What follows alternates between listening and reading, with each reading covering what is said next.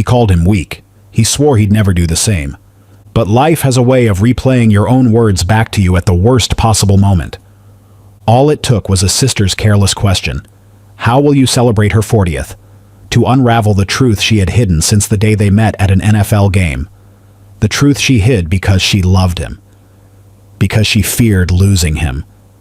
Because she believed someday age wouldn't matter. But for him, age wasn't just a number. It was a weapon, tied to his pride, his family, his identity. And that weapon slowly turned inward, until it pointed at the woman he claimed to love. What happened next wasn't sudden.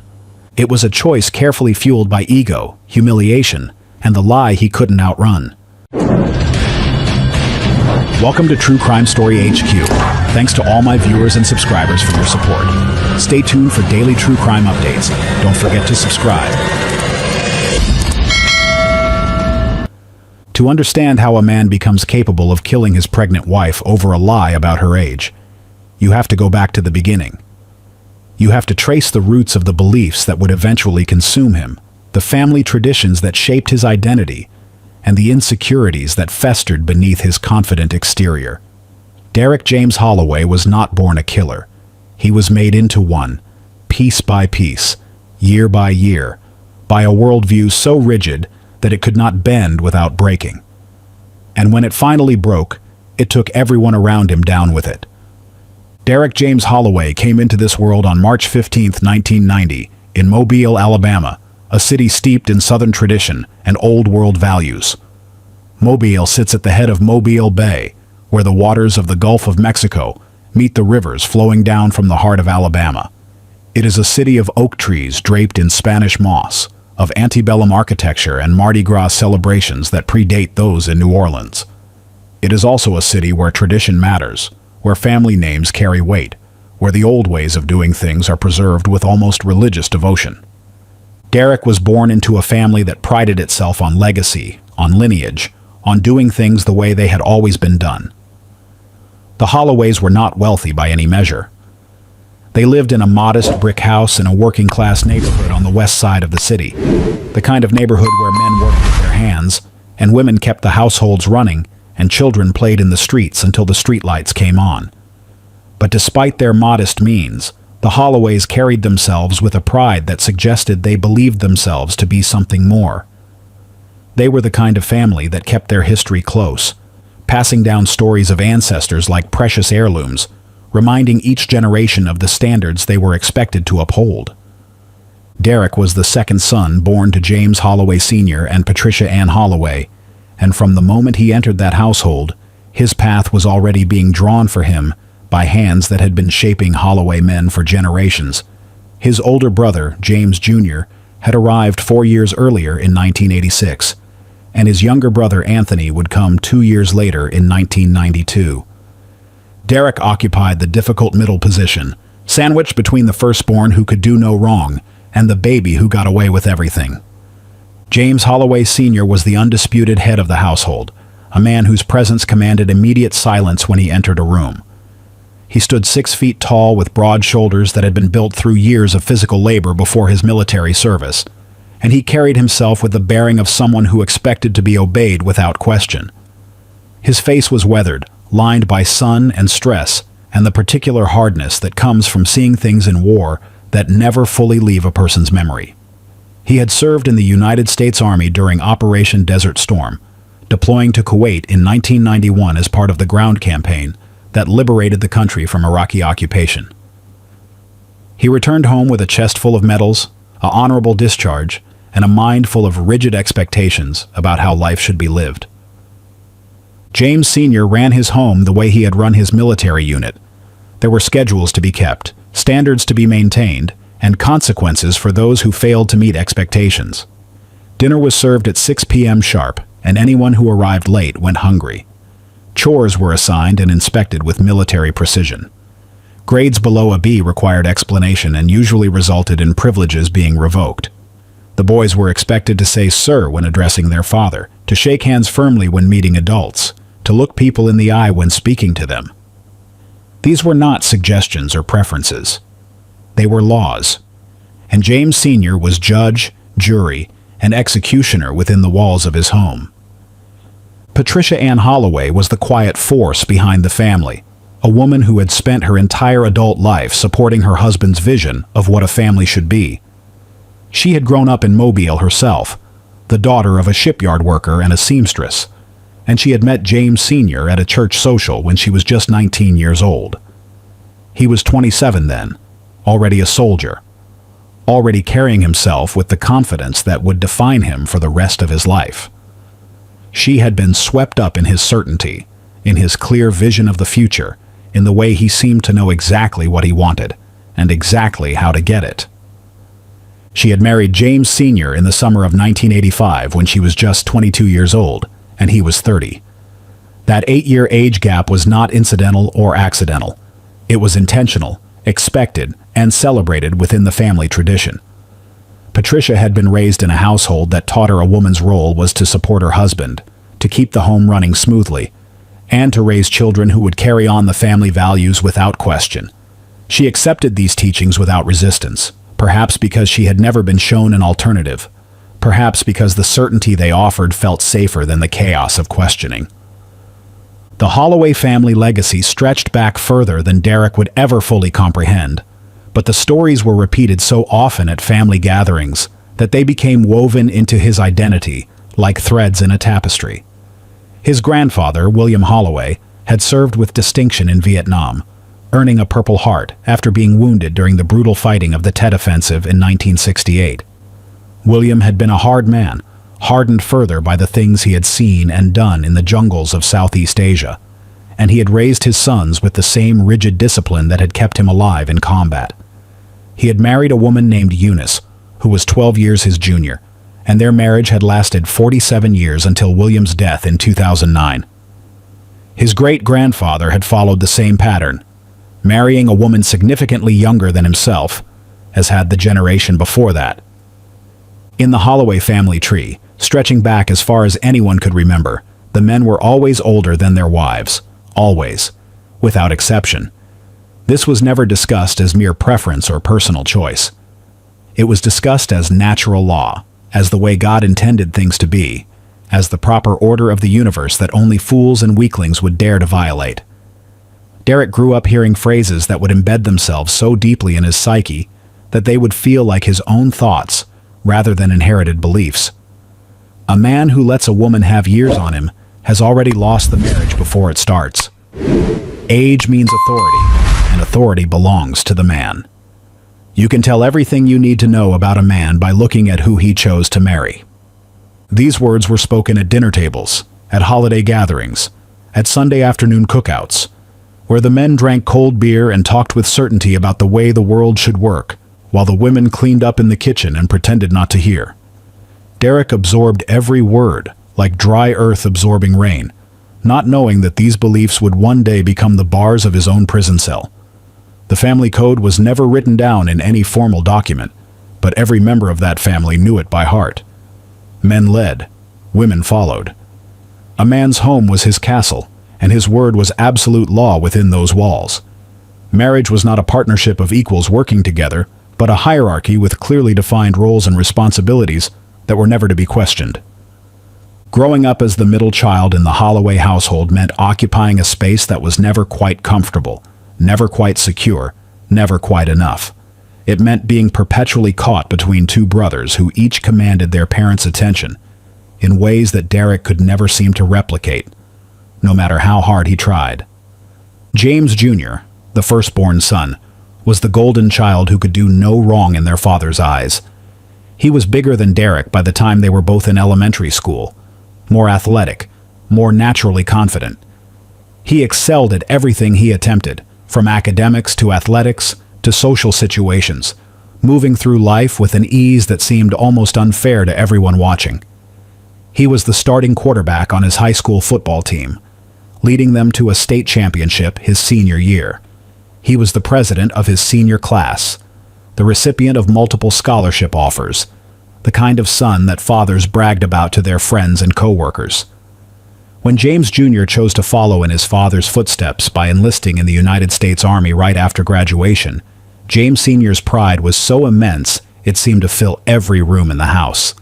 By the time Derek was struggling through middle school, trying to find his place in a world that seemed to have no room for him, James Jr. was already earning commendations and climbing the military ranks with impressive speed. He became living proof of what a Holloway man was supposed to be, a standard against which Derek would always be measured and always be found wanting. Anthony, the youngest of the three brothers, occupied the opposite end of the spectrum with equal success. He was the baby of the family, the last child, the one who got away with things simply because he was born last. Patricia doted on him in ways she had never doted on the older boys, perhaps because she knew he would be her final child, perhaps because by the third son she had softened in ways she could not explain. Anthony could throw tantrums that would have earned the older boys swift punishment, and Patricia would simply comfort him. He could neglect his chores, and someone else would quietly complete them.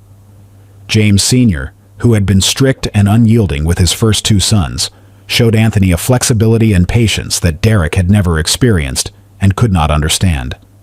Derek watched all of this unfold with a confusion that gradually hardened into resentment. He could not understand why the rules seemed to apply differently to him than to his brothers.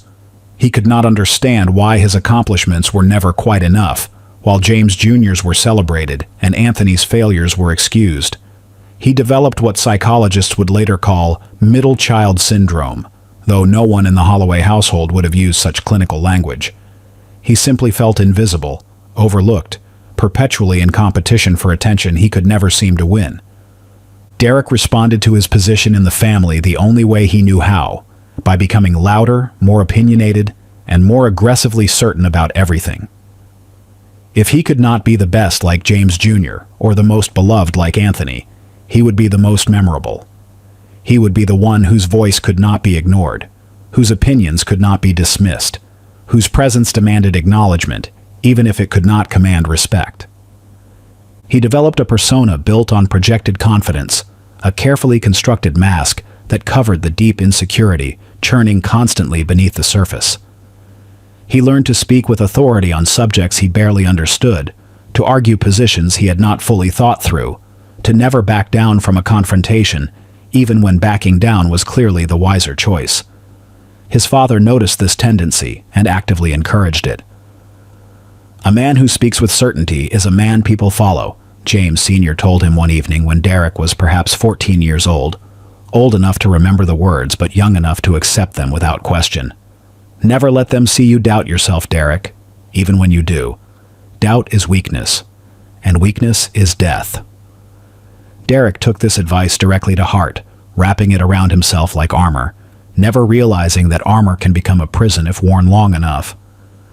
The beliefs about age and marriage that permeated the Holloway household took particularly deep root in Derek's psyche, perhaps because they offered him a sense of superiority he could not find elsewhere. If he could not be the best son or the most successful brother, he could at least be the most rigidly adherent to family tradition. He could be the truest Holloway man, the one who most faithfully carried forward the values that generations had passed down. He began to speak about these beliefs with the fervor of a convert, repeating phrases he had heard from his father and grandfather, as though they were his own original thoughts. He judged other men by these standards, finding most of them wanting, and that judgment made him feel better about his own shortcomings. The year 2007 would prove to be a defining moment in Derek Holloway's belief system, a moment that would echo through his life and eventually contribute to its destruction. He was 17 years old, in his senior year of high school, navigating the usual anxieties about college applications and social hierarchies and the looming uncertainty of adulthood. His close friend, Darnell Washington, who was a year older and had already graduated, announced that he was engaged to his girlfriend Sheila. Darnell and Derek had been friends since middle school, bonded by a shared love of football and video games and the particular aimlessness of teenage boys in a small southern city. They had spent countless hours together, and Derek considered Darnell one of the few people who truly understood him. But when Darnell shared the news of his engagement, something shifted. There was just one problem with the engagement, at least in Derek's eyes. Sheila was 2 years older than Darnell. When Derek learned this detail, something inside him recoiled with almost physical revulsion. He could not understand how Darnell, a man he respected, could willingly put himself in what Derek saw as such a compromising position. The engagement party was held on a warm Saturday evening at a modest venue near the mobile waterfront, a rented hall decorated with streamers and balloons and all the hopeful optimism of young love. Derek attended because social obligation demanded it, because Darnell was his friend, because refusing would have required explanations he did not want to give. But his mind was elsewhere throughout the evening. He watched Darnell and Sheila together, watched how she laughed at his jokes, watched how he looked at her with obvious adoration, and all he could think about was those 2 years.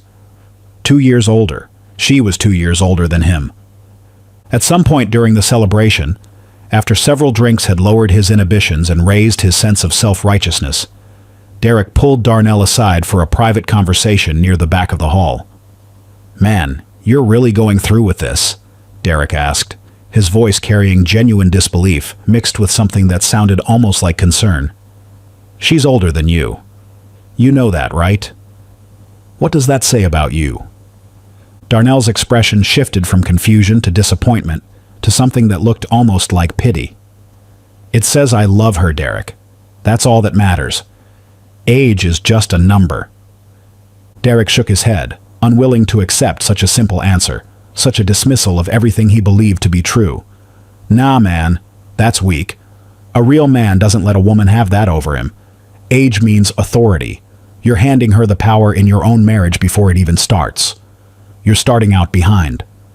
Darnell stared at his friend for a long moment, and when he spoke, his voice was sad rather than angry. "I feel sorry for you, Derek. I really do. If you think love is about power and authority, and who's older than who, you're going to have a hard life." He walked away, leaving Derek standing alone with his convictions, more certain than ever that he was right, and Darnell was making a terrible mistake. Derek did not keep that conversation private. Over the following weeks and months, he told the story to anyone who would listen, always positioning himself as the voice of reason, trying to save a friend from his own foolishness. He laughed about it at gatherings, shook his head about it over drinks with other friends, and used it repeatedly as evidence of his own moral superiority. "I would never do that," he declared more times than anyone could count, the words becoming almost a personal motto. "I know what I'm doing. I would never marry a woman older than me. My father didn't. My grandfather didn't. And I won't. That's not what Holloway men do." These words would become a prophecy he could not escape, a standard he had publicly set for himself that would make the eventual truth unbearable. After high school graduation in 2008, Derek Holloway struggled to find his footing in a way that his brothers never seemed to experience. While James Jr. continued his rise through the Army ranks, earning promotions and accolades, and making their father prouder with each passing year, Derek drifted.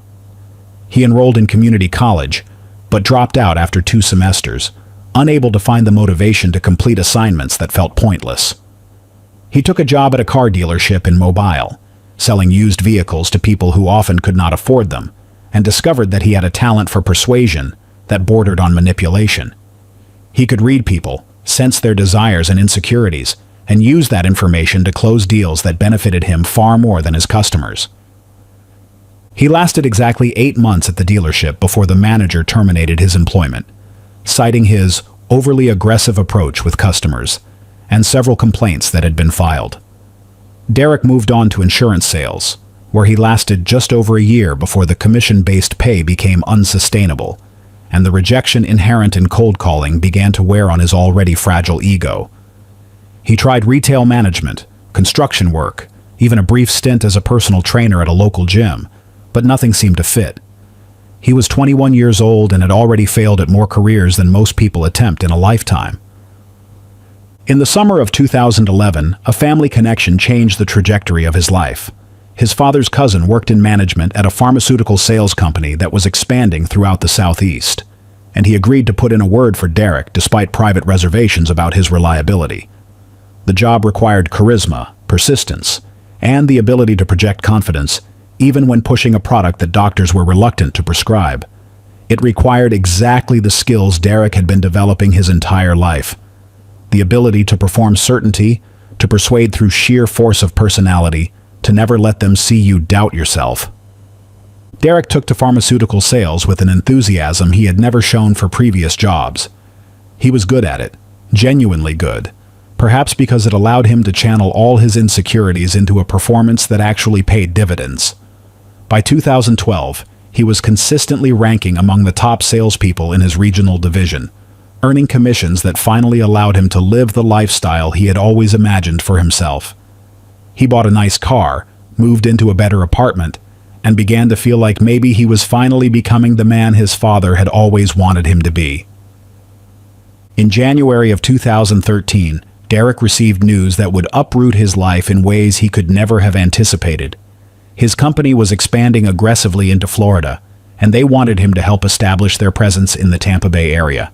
It was a significant promotion, coming with a substantial raise, a generous relocation package, and the opportunity to build something from the ground up.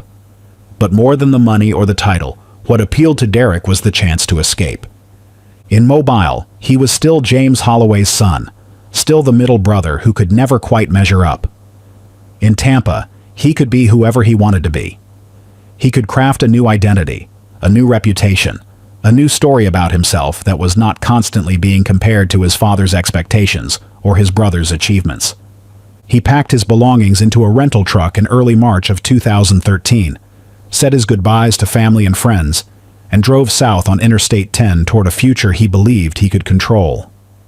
The drive took him through Mississippi and Louisiana, across the long causeway over Lake Pontchartrain, through the swamps and bayous of southern Louisiana, and finally into the sunshine of Florida's Gulf Coast. By the time Derek settled into his new apartment in a comfortable complex near Tampa Bay, he was 23 years old and determined to become the man he had always imagined himself to be. The Florida lifestyle suited him in ways he had not expected. He bought a small boat, a 17-foot center console that he kept at a nearby marina, and taught himself to fish in the warm waters of the Gulf. He discovered a passion for saltwater fishing that he had never known existed, spending his weekends chasing redfish and snook and the occasional tarpon. The patience required for fishing, the meditative quality of waiting for a strike, provided a counterbalance to the constant hustle of his sales career. But it was football that truly captured Derek's heart and gave structure to his social life in his new city. He had always been a casual fan growing up, following the Saints because they were the closest NFL team to Mobile. But in Tampa, surrounded by the passionate devotion of Buccaneers faithful, he became genuinely obsessed. He purchased season tickets before his furniture had even arrived at his new apartment, securing a seat in Section 144 at Raymond James Stadium. He joined fantasy football leagues, memorized player statistics, subscribed to podcasts and YouTube channels dedicated to NFL analysis. He planned his entire social calendar around game days, treating each Sunday like a religious obligation. Raymond James Stadium, with its massive pirate ship and screaming crowds and the cannon fire that followed every home team score, became the one place where Derek could lose himself completely. On game days, surrounded by 65,000 strangers united by a common cause, the noise drowned out the doubt and inadequacy that constantly echoed in his own head. He was not the middle son who never measured up. He was just another fan, one voice among thousands, equal to everyone around him. Every story has two sides, and to understand how this tragedy unfolded, you need to know the woman at its center. Not as a victim, though she would become one. Not as a liar, though she would tell a lie that lasted 5 years and cost her everything. But as a human being with her own history, her own wounds, her own reasons for making the choices that would ultimately destroy her. Vanessa Marie Thompson was not a villain in this story. She was a woman who fell in love with a man whose beliefs made honesty feel impossible, and she chose deception over loneliness. It was a choice born from fear, sustained by hope, and ended by violence. To condemn her for the lie without understanding why she told it is to miss the tragedy entirely. Vanessa Marie Thompson was born on January 8, 1979, in Tallahassee, Florida, the first child of Raymond and Dorothy Thompson. She entered the world during one of the coldest winters northern Florida had seen in decades, with temperatures dropping into the teens and ice forming on the usually temperate streets. Her mother would later say that Vanessa had been fighting against difficult circumstances from her very first breath, arriving 3 weeks early and spending her first week in the neonatal intensive care unit before her lungs were strong enough to bring her home. The Thompson household was not a happy one, though young Vanessa would not fully understand this until she was much older. The problems were not dramatic. There was no violence, no addiction, no explosive confrontations that neighbors would remember years later. The problems were quieter, more insidious: absence, exhaustion, the slow erosion of hope that comes from dreams deferred too many times. Raymond Thompson, Vanessa's father, was a long-haul trucker who spent more time on highways across America than he ever spent at home. He was not a cruel man by any measure. When he was present, he was kind enough, patient enough, the sort of father who would help with homework and attend school plays when his schedule allowed. But his schedule rarely allowed. He would disappear for weeks at a time, his big rig carrying freight from Florida to California, from Texas to Michigan, from wherever the dispatchers sent him to wherever the loads needed to go. Vanessa learned early that her father was more of a concept than a presence, more of a photograph on the wall than a person she could rely on. She would see him for a few days, grow accustomed to his voice and his laugh and the smell of diesel that clung to his clothes, and then he would be gone again, leaving behind a silence that felt louder than any noise. When she was 12, she stopped expecting him to show up for important events. When she was 15, she stopped being disappointed when he missed them. By the time she graduated high school, she had learned to build her life around his absence, rather than hoping for his presence. Dorothy Thompson bore the weight of the family on shoulders that grew more stooped with each passing year. She worked as a cashier at a local grocery store, standing on her feet for 8 hours a day, then coming home to cook, clean, and care for 3 daughters who needed more than she had the energy to give. The job paid barely enough to cover the bills when combined with whatever money Raymond sent home, and there was never anything left over for extras, for luxuries, for the small pleasures that make poverty bearable. Vanessa watched her mother age and fast forward, watched the lines deepen on her face with each passing year, watched her hair turn gray before she reached 40, watched the light in her eyes dim until it was barely visible at all. Dorothy never complained, at least not out loud. But Vanessa saw the exhaustion in the way she moved, the disappointment in the way she looked at photographs from her youth, the quiet resignation of a woman who had expected more from life and received less. She made a vow to herself, sometime in her early teenage years, that she would never let life wear her down the same way. She would fight back. She would refuse to surrender. She would find a way to beat the clock that seemed to be running so fast for her mother. Vanessa was the eldest of 3 sisters, and that position shaped her in ways that would last a lifetime. Her sister Brenda was born in 1983, 4 years after Vanessa, a quiet and serious girl who seemed to accept her circumstances without the restlessness that plagued her older sister. Brenda was the peacemaker, the one who smoothed over conflicts and kept her head down and got through each day without making waves. She would grow up to be a reliable, steady presence. Married young, kids young, a life that followed the expected trajectory without detours. The youngest, Tamara, arrived in 1988, 9 years after Vanessa, a surprise baby who brought joy to the household, but also stretched their already thin resources even further. Tamara was different from her older sisters in almost every way. Where Vanessa was disciplined and driven, Tamara was impulsive and carefree. Where Brenda was quiet and accommodating, Tamara was loud and demanding. She grew up as the baby of the family, the one who was coddled and indulged in ways her older sisters never were, and this dynamic would continue well into adulthood.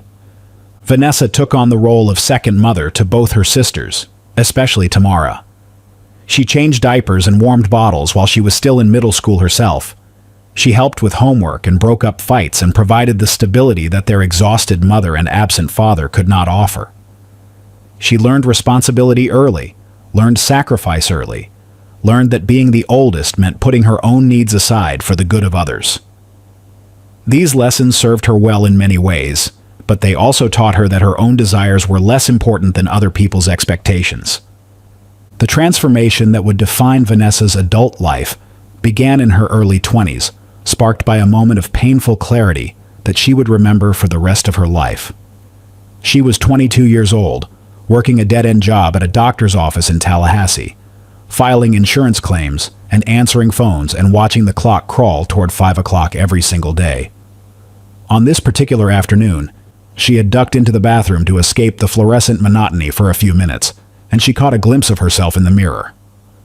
What she saw nearly broke her. She looked tired, worn, older than her years. She looked, she realized with a shock that brought actual tears to her eyes, like her mother. The same exhaustion around the eyes. The same slight downturn at the corners of the mouth. The same resignation settling into features that should have still held the brightness of youth.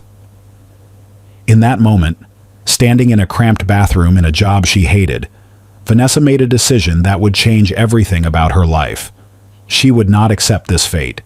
She would not surrender to time the way her mother had. She would fight back against aging itself. She enrolled in Florida State University that same year, taking night classes while working during the day, determined to earn a degree that would give her options her mother never had. She chose nutritional science as her major, drawn to the idea that food and lifestyle choices could fundamentally change a person's health and appearance. The research she encountered was revelatory. The human body, she learned, was not a fixed entity slowly deteriorating toward death. It was a dynamic system that responded to inputs: nutrition, exercise, sleep, stress management. Age was not just genetics and luck. Age was, to a significant degree, a choice. The physical transformation began alongside the academic one. Vanessa completely overhauled her diet, eliminating processed foods and refined sugars, embracing vegetables and lean proteins and healthy fats. She started exercising with military discipline, running every morning before class, lifting weights 3 times a week, practicing yoga on her rest days. She became obsessed with every factor that research suggested could impact how the body aged: sleep quality, hydration levels, stress hormones, sun exposure, supplementation. She tracked everything, optimized everything, approached her own body like a science experiment with eternal youth as the hypothesis. The results were remarkable.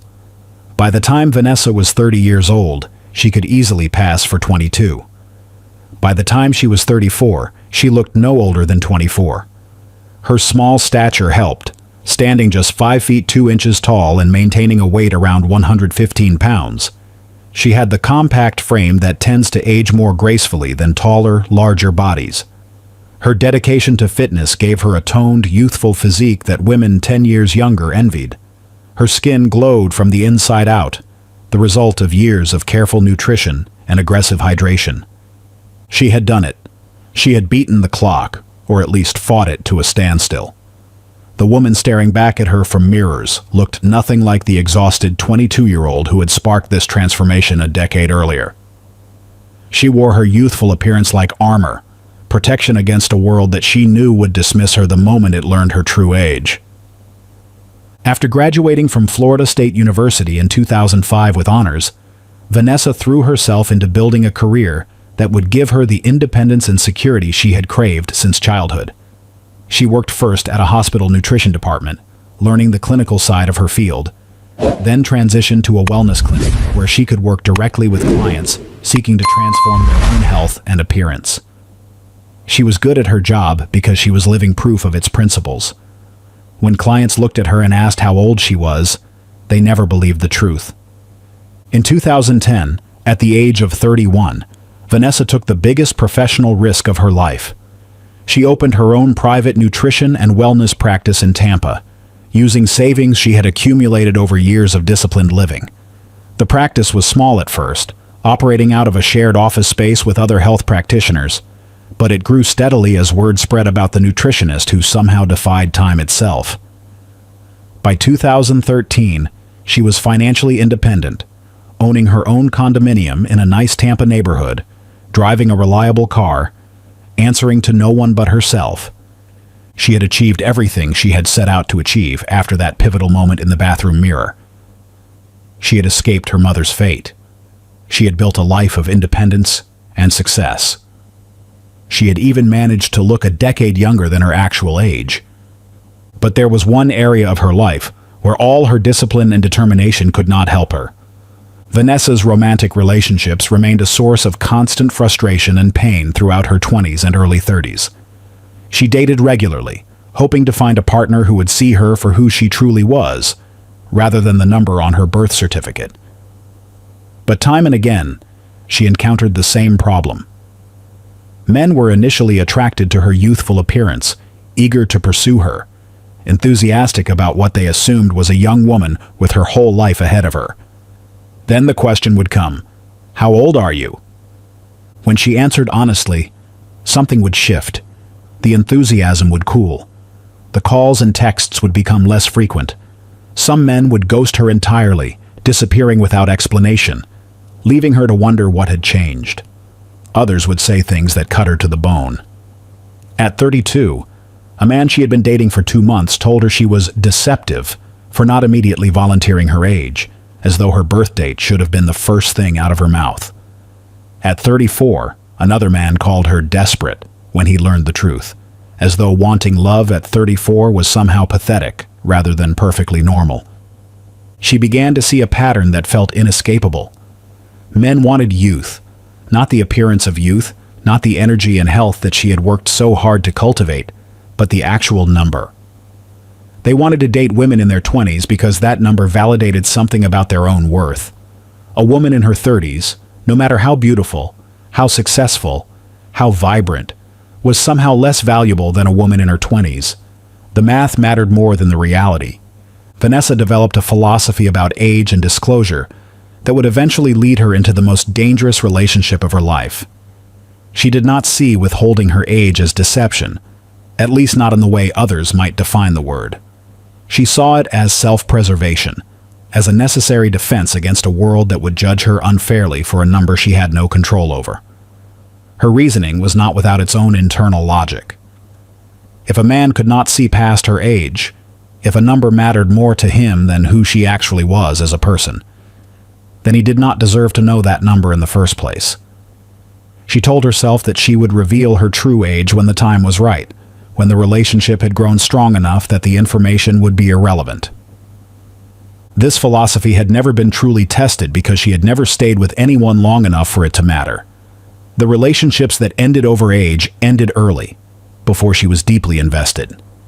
She had protected herself from the deepest kind of heartbreak by keeping one foot out the door. By the fall of 2013, Vanessa Thompson was 34 years old and profoundly lonely in ways she rarely admitted even to herself.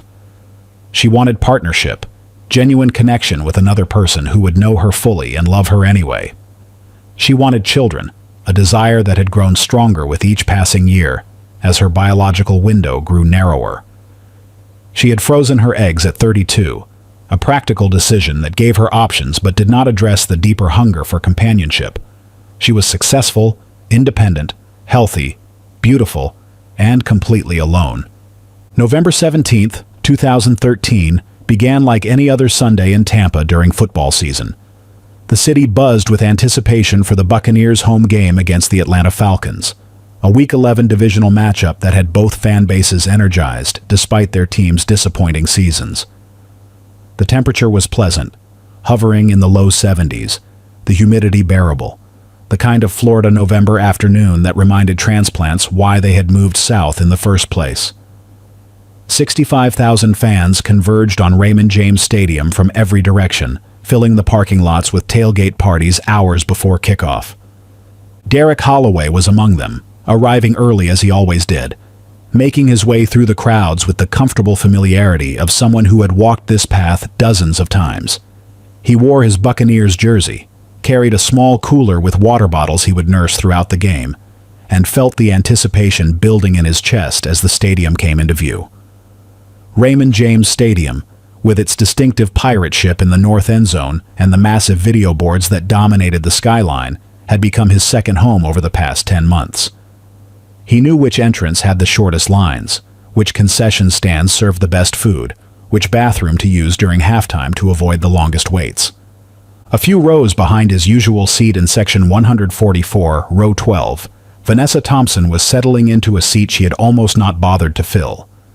She had received the tickets from a grateful client, a woman whose health transformation had exceeded all expectations and who had pressed the tickets into Vanessa's hands at their final session. "You work too hard," the woman had said. "You need to get out, have some fun, maybe meet someone."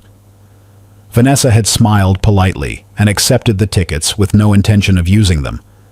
But something had told her to go that day, some instinct she could not name. Some pull toward that stadium that she would later look back on and wonder about. She had almost talked herself out of it a dozen times throughout the morning, finding excuses to stay home, to catch up on paperwork, to avoid the crowds and the noise. In the end, she had grabbed the tickets from her kitchen counter almost impulsively, driven to the stadium without allowing herself to reconsider, and found her seat in row 15 just as the teams were taking the field for warm-ups. The game was everything a divisional rivalry should be: intense, competitive, filled with momentum swings that kept both fan bases on edge. The Buccaneers were fighting hard, the crowd was loud, and Derek was fully absorbed in every play, as he always was. From her position a few rows back, Vanessa noticed him almost immediately. He was hard to miss. Up and down constantly, reacting to every play with his entire body, shouting at the field with an intensity that was impossible to ignore. In the third quarter, with the Buccaneers clinging to a narrow lead, a controversial pass interference call against the home team sent the stadium into an uproar. Derek shot to his feet, arms waving, voice joining the thousands of others protesting the referee's decision. The call was questionable at best, the kind of ticky-tack penalty that can swing a game's momentum, and the home crowd was furious. And then something happened that neither Derek nor Vanessa expected. She found herself on her feet too, shouting at the same play, her voice carrying the same outrage, her arms making the same gestures of disbelief. They were two fans among 65,000, but in that moment, their energy synchronized perfectly. They were shouting the same arguments, pointing at the same replay on the video board, united in their fury at what they both saw as an injustice. Derek turned around, still fired up from the bad call, and saw her. Small, athletic, wearing a Buccaneers jersey that had clearly seen many game days, fire in her eyes that matched his own. She was still pointing at the replay screen, still arguing with no one in particular, as invested in the outcome as any fan he had ever seen. Their eyes met, and something passed between them that neither could name. He smiled. She smiled back. And in that moment, without a single word being exchanged, a connection was formed that would change both their lives forever. During the next commercial break, Derek turned around in his seat fully, unable to resist the pull toward this woman who clearly loved football as much as he did. "You see that call?" he asked, shaking his head in disbelief. "Worst officiating I've seen all season. That wasn't interference. That was good defense." Vanessa leaned forward, eager to engage. "It's been like this all year with these refs. I swear they have money on the other team sometimes." They laughed together, and the conversation flowed from there as naturally as water finding its path downhill. Now, before we continue deeper into this story, if you are finding value in this documentary, take a moment to hit that like button, subscribe to this channel, and share this video with someone who needs to hear it. Your support helps us bring more stories like this to light, and trust me, you are going to want to see how this unfolds. What followed was a conversation that stretched through the remainder of the game, continuing during every stoppage in play, every commercial break, every moment when the action on the field allowed their attention to wander. She knew football in a way that genuinely impressed him. Not just surface-level knowledge designed to impress, but the deep understanding of someone who studied the game because they loved it. She talked about formations and play-calling tendencies, about which receivers ran the best routes, and which linemen were struggling with injuries. She had opinions about coaching decisions, about draft strategies, about which free agents the team should pursue in the offseason. Derek found himself forgetting to watch the game entirely, too focused on this woman who seemed to speak his language fluently. He noticed other things too, the way she laughed without self-consciousness, throwing her head back when something struck her as particularly funny. The way she touched his arm naturally when making a point, comfortable with casual contact in a way that suggested confidence. The intelligence in her eyes, the quick wit in her responses, the energy that seemed to radiate from her despite her small frame. The Buccaneers won that day, 41-28, a dominant performance that sent the home crowd home happy. But Derek barely noticed the final score or the celebrations happening around him. His attention had been captured by something far more interesting than anything happening on that field. As the game ended and fans began streaming toward the exits, he made a decision that felt less like a choice and more like an inevitability. He was not going to let this woman walk out of his life without at least trying to see her again. "Hey," he said as they gathered their things, "I know this is random, but do you want to grab a drink sometime? Watch a game together when we're not yelling over 65,000 other people?" Vanessa smiled, the kind of genuine smile that reached her eyes and crinkled the corners. "I'd like that." They walked out together, the conversation continuing as easily as it had in the stadium. He told her about his job in pharmaceutical sales, about his recent move from Alabama to Tampa, about his obsession with fishing and his devoted attendance at every home game. She told him about her work as a nutritionist, about the practice she had built from nothing, about her own passion for football that dated back to her college days at Florida State. She mentioned that she was a Seminoles fan, and he pretended to be horrified, claiming allegiance to the Gators despite having no real connection to the school. They debated the merits of each program with playful intensity, each defending their position with mock seriousness. As they reached the point in the parking lot where their paths would naturally diverge, Derek asked for her number. She gave it without hesitation. The chemistry between them was undeniable, and she saw no point in playing games. But then he asked another question, one that seemed casual and almost reflexive, a throwaway inquiry that he probably would not even remember making later. "How old are you anyway?" The question hung in the humid air between them. It was November, but Florida's warmth persisted, and Vanessa could feel sweat forming on her palms that had nothing to do with the temperature. In the half-second that followed his question, 1,000 thoughts raced through her mind. She could tell him the truth. She could say 34 and watch his face to see if the number changed anything. She could be honest and trust that the connection they had just shared was strong enough to survive a simple fact. But she had been here before, in this exact moment with other men, and she knew how this story usually ended. She had seen the disappointment in their eyes, felt the distance grow between them as soon as the number left her lips. And there was something about Derek, something about the way he carried himself, the confidence that bordered on rigidity, that told her the truth would end things before they had a chance to begin. She could not have articulated this instinct, could not have explained exactly what she was sensing, but she knew with sudden certainty that this man would not be okay with her age. The pause lasted half a second, maybe less, so brief that he did not notice it. 22, she said, and the lie slipped from her lips as easily as her own name.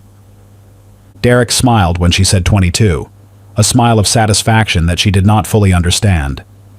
In his mind, she was 1 year younger than him, a 23-year-old man dating a 22-year-old woman. He was the older one. He was in the position of authority, exactly where a Holloway man should be. The natural order was preserved. He had no reason to doubt her. She looked 22, acted with the energy of someone in her 20s, and the number aligned perfectly with everything he wanted to believe.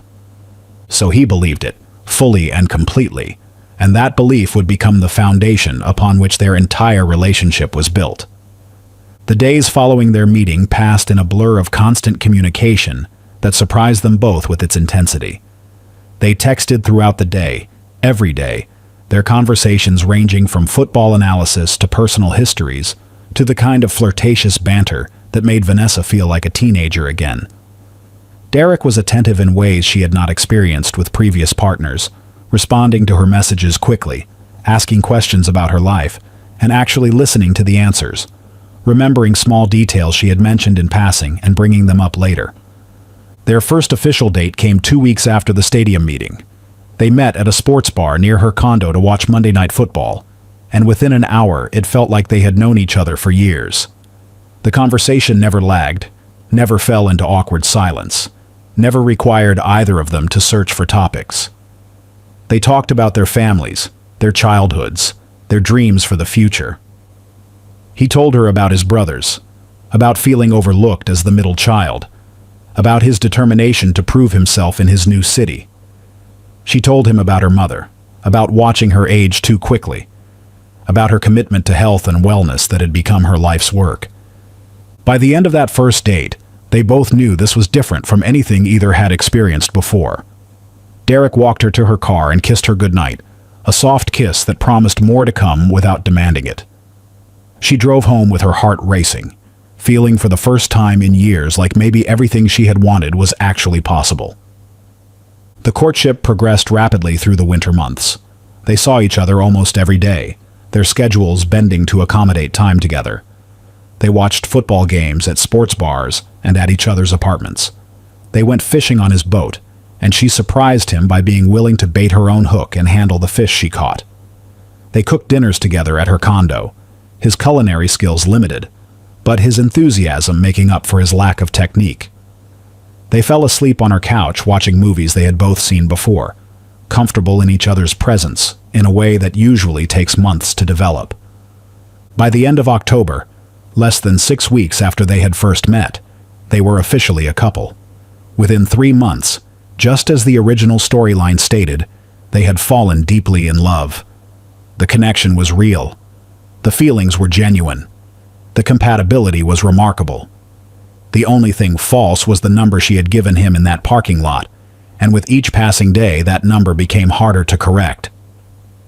As the relationship deepened, Vanessa began to understand exactly what she had gotten herself into. Derek's beliefs about age and marriage were not casual preferences that might be flexible under the right circumstances. They were core convictions, fundamental to his sense of identity, repeated with such consistency that she could predict the exact phrases he would use. She heard him talk about other couples, judging them based on the age gap between partners. She heard him mention the friend he had mocked years ago for marrying an older woman, the story told with the same disapproval every time. She heard him say more than once, "I would never put myself in that position.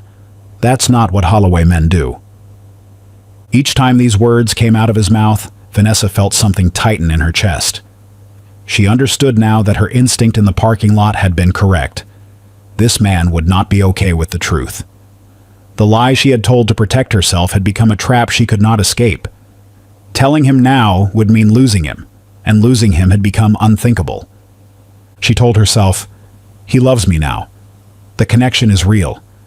When the time is right, when he knows me fully, the number won't matter." She believed this, or at least she convinced herself she believed it. She pushed the fear down deep, refused to examine it too closely, focused instead on the happiness she felt with Derek. The time would come, she assured herself, when the truth could be told without consequence. She just had to wait for that moment. The moment never came. Nearly a year after their meeting at the stadium, Derek brought Vanessa home to Mobile for Thanksgiving. It was November 2014, and their relationship had deepened into something both believed would last forever. Vanessa had heard so many stories about the Holloway family that she felt she already knew them. The stern father with his military background and rigid expectations, the supportive mother who kept the household running, the accomplished older brother and the coddled younger one. But hearing stories was different from standing in their presence, and as Derek turned onto the street where he had grown up, she felt anxiety rising in her chest. The Holloway house was exactly what she had expected based on his descriptions. A solid brick ranch in a working-class neighborhood, American flag hanging from the porch, lawn trimmed with military precision. The house spoke of people who took pride in what they had, who maintained their property as a statement of values. Vanessa smoothed her dress as Derek parked the car, checked her reflection in the visor mirror, and took a deep breath. "They're going to love you," Derek said, squeezing her hand. "Just be yourself." She smiled at him, but the irony of his words was not lost on her. Be yourself. She had not been herself since the moment they met. Patricia Holloway greeted them at the door, with a warmth that seemed genuine on the surface, pulling her son into a tight embrace before turning to Vanessa, with an extended hand and a smile that did not quite reach her eyes. "So, this is the woman we've heard so much about," Patricia said, her gaze taking in every detail of Vanessa's appearance with the quick assessment of someone accustomed to reading people. "Derek talks about you constantly. It's nice to finally put a face to the name." James Holloway Sr. appeared behind his wife, tall and imposing even in his mid-60s, with the bearing of a man who had spent his life giving orders and expecting them to be followed. His handshake was firm, his eyes evaluating.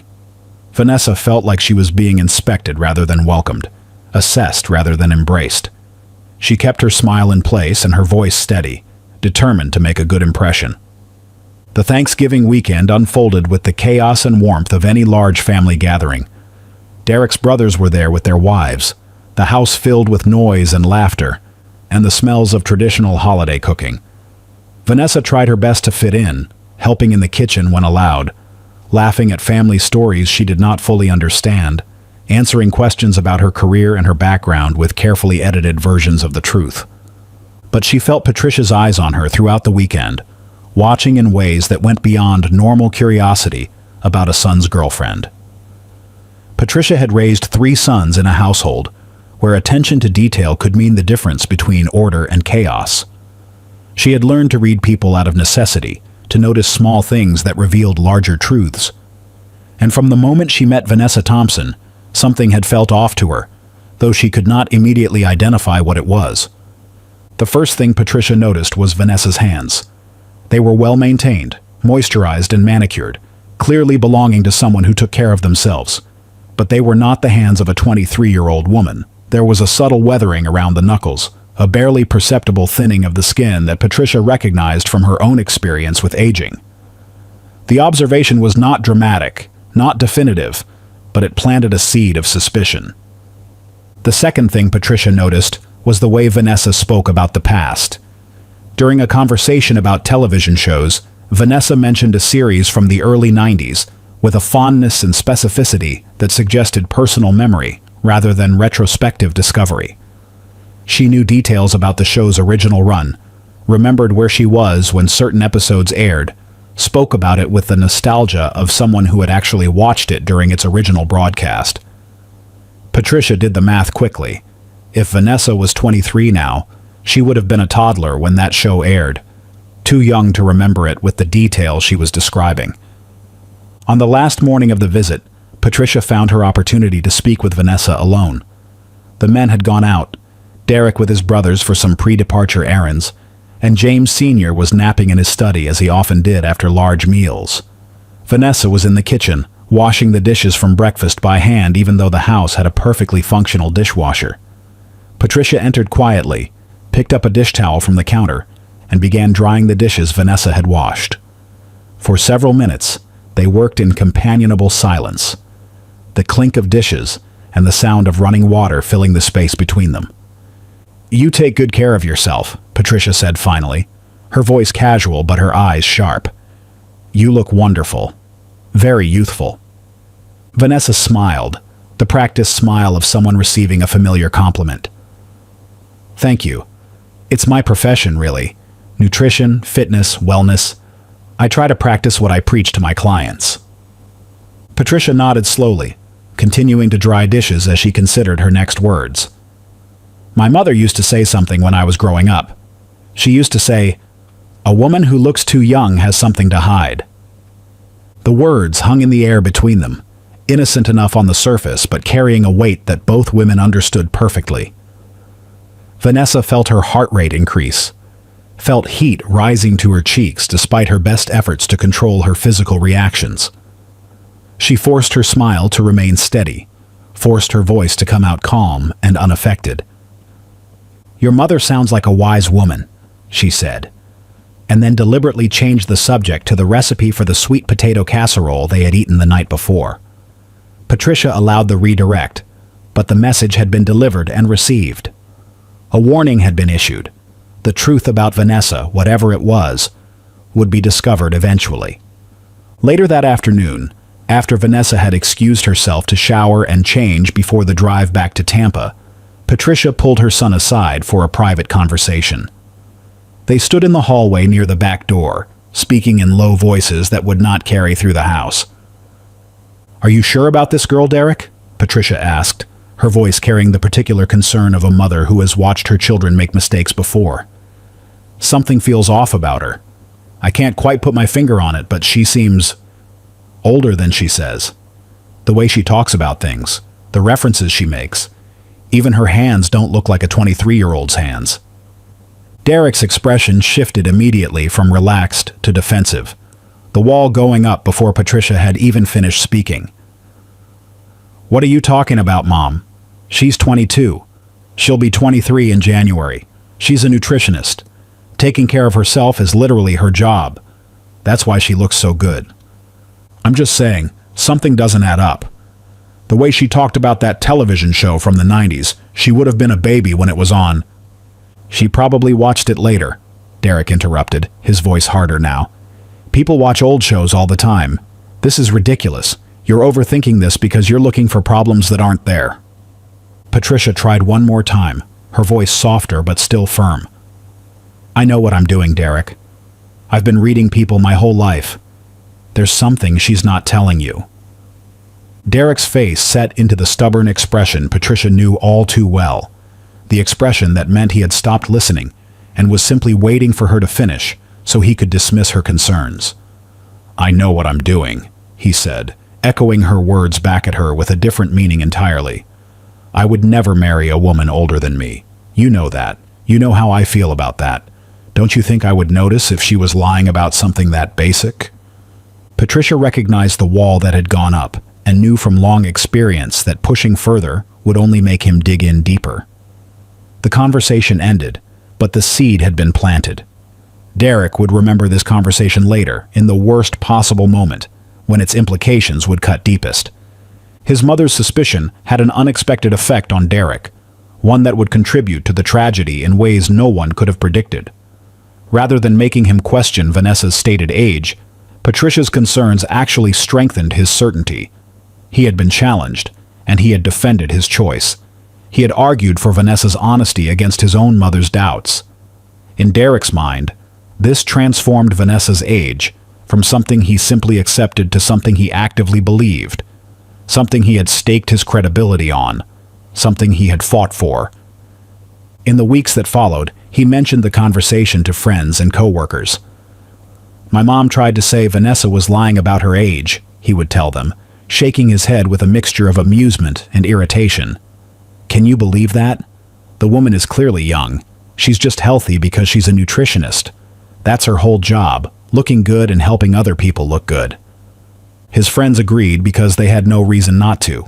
They had seen Vanessa, had noticed how youthful and attractive she was, had no way of knowing that the calendar told a different story than her appearance.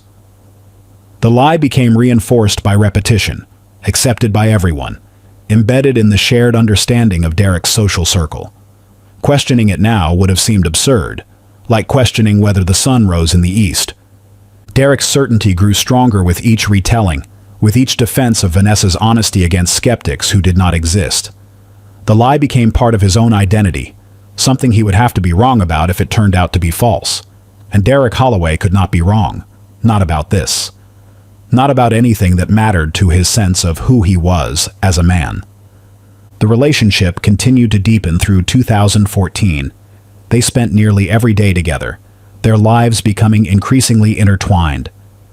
In February, they moved in together, Vanessa giving up her condo to share Derek's larger apartment. In spring, they took their first vacation together, a trip to New Orleans for a long weekend filled with jazz and beignets, and the kind of romantic exploration that cements a relationship. By summer, Derek was already thinking about proposing, already planning how he would ask, already imagining the wedding and the children and the life they would build together.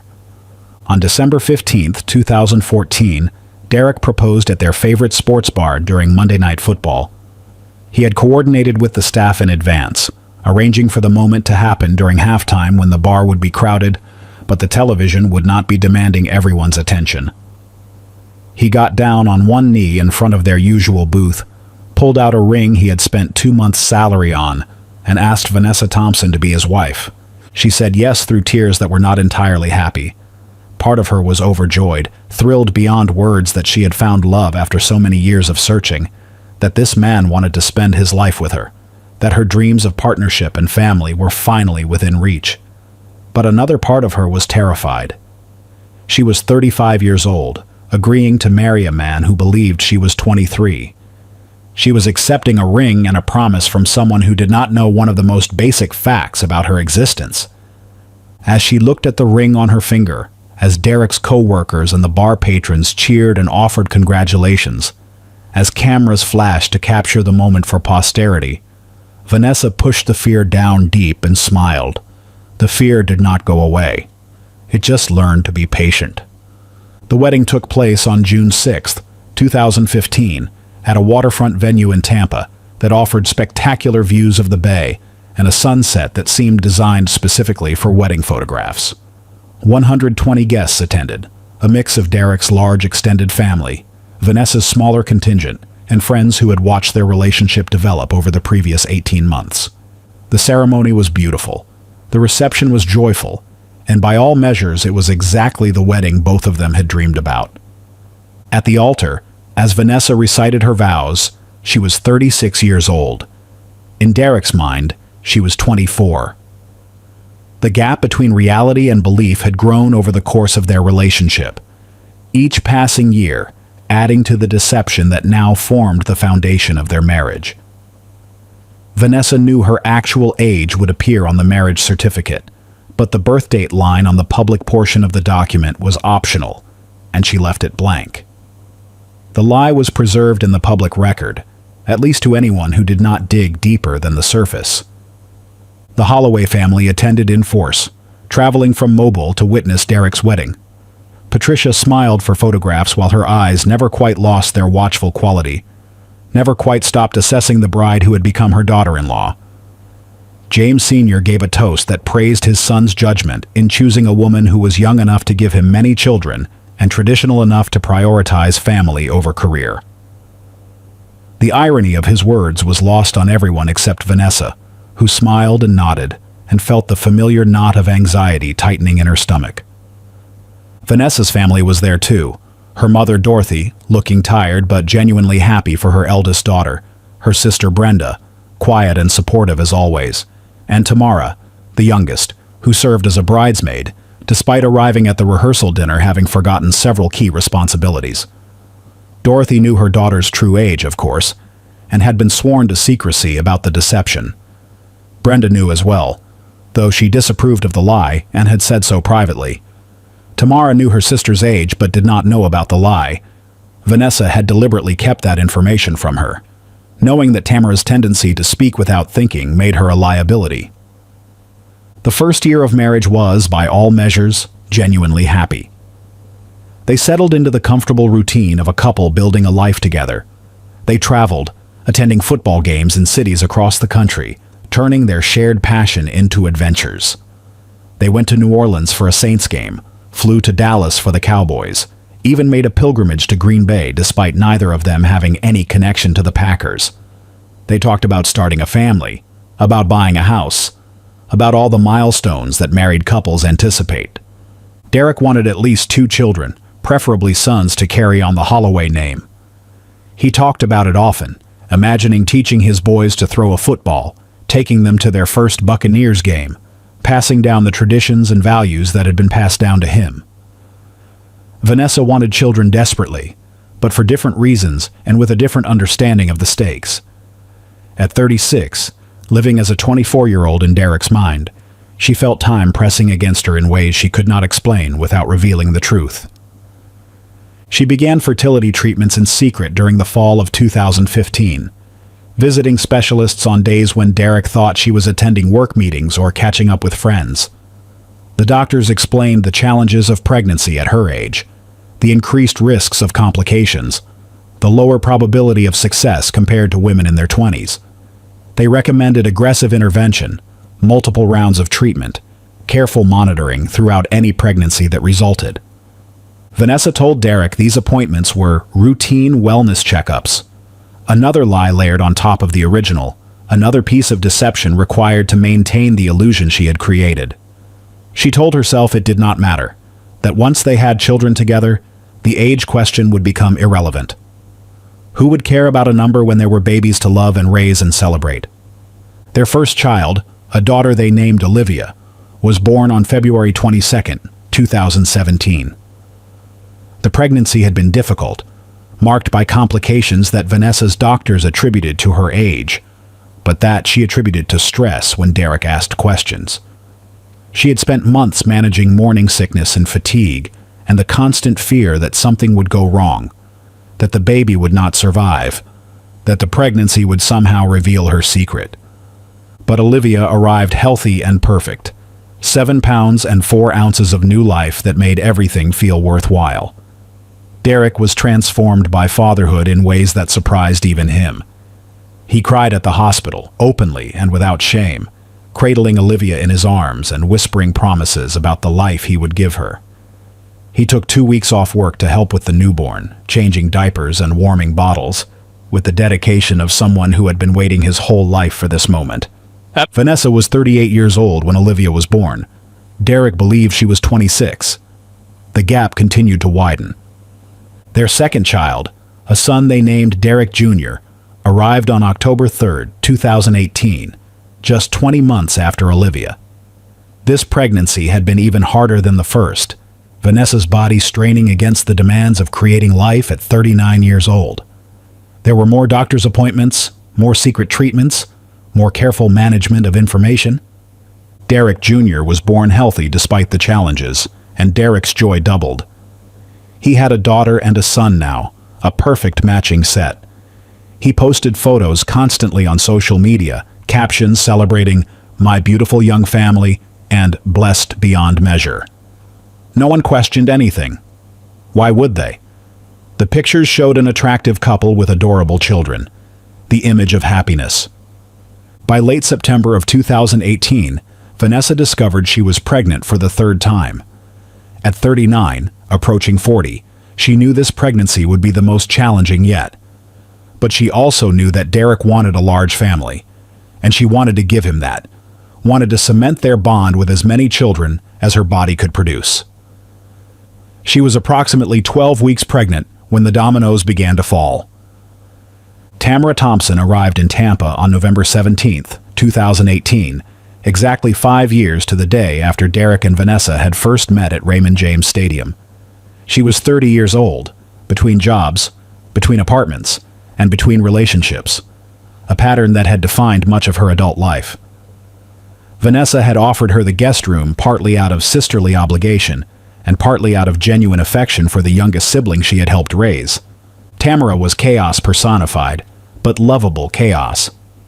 She arrived with too much luggage and not enough clean clothes, with grand plans that changed every other day, with stories about her latest ex-boyfriend that seemed to get more dramatic with each retelling. Derek tolerated her presence with good humor, finding her entertaining in small doses, appreciating the help she provided with the children.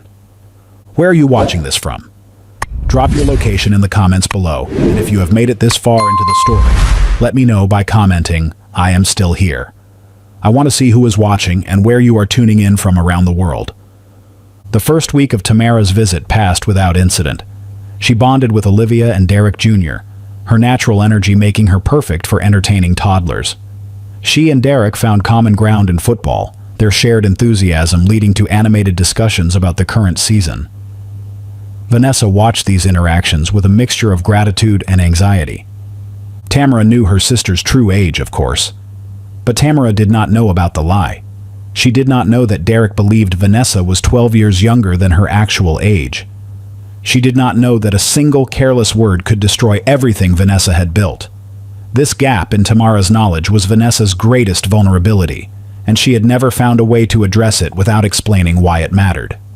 Saturday, November 24, 2018, began like any other Saturday during football season in the Holloway household.